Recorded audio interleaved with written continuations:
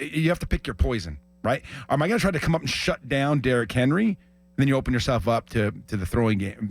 And Lamar Jackson, years ago, he wasn't this great thrower, right? He has such touch on the ball now. He's really putting a nice little spice on the ball when he throws it.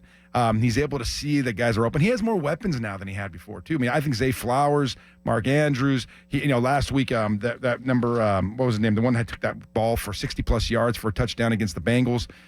He's got a lot of weapons. Aguilar. I mean, he's got people out there. And so what we would do, I'm telling you right now what we would do. We would make sure that the running game didn't get going. That was our number one. We're going to shut down the run. And then what we would do, so we would line up and make sure that was our number one objective. Because that's how we always played our defense. Shut down the run, get after the quarterback on passing downs and long yardage. And then what we would do is when we rush the passer, and I think you'll see this employed this week, we call it a mush rush, and I've talked about this on the radio here a couple of times. Yeah. Where what happens is when you're playing against like a Peyton Manning or a Joe Flacco or quarterbacks who can't rush or escape, you can be a little more aggressive in your pass rush, right? So you can take it upfield a little more, dip inside. You can do things to get to the quarterback and be a little more creative in your pass rush.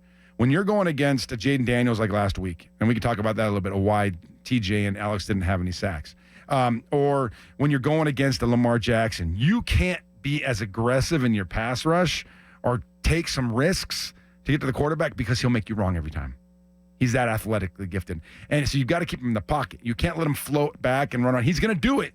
You got to limit it. There's no way you can stop him from doing it because he's so athletic, but you've got to keep him in that pocket and make him throw within that pocket and try to collapse it. So as a defensive lineman, my responsibility would not be to try to get to the quarterback. My responsibility, as it was with me and Aaron Smith and Casey Hampton and Brett Kiesel for a lot of the times, is to keep the quarterback in the pocket. So when I was pass rushing, I would mirror him. So I wouldn't try to get to the quarterback. And people don't know this. People are like, why didn't those guys get a lot of sacks, the D linemen for the Steelers back in those days?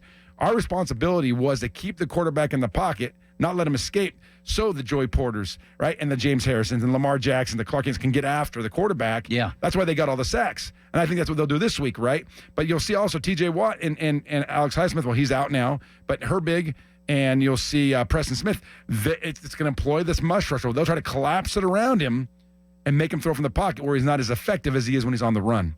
Or he can hurt you with his legs. And that's why last week with Jaden Daniels, people talk, well, there weren't a lot of sacks because not number one, they were chipping, they were scheme blocking TJ Watt, but also they were just keeping him in the pocket, and make him throw from within there. And it's much more difficult to be aggressive and successful there than it is when they escape.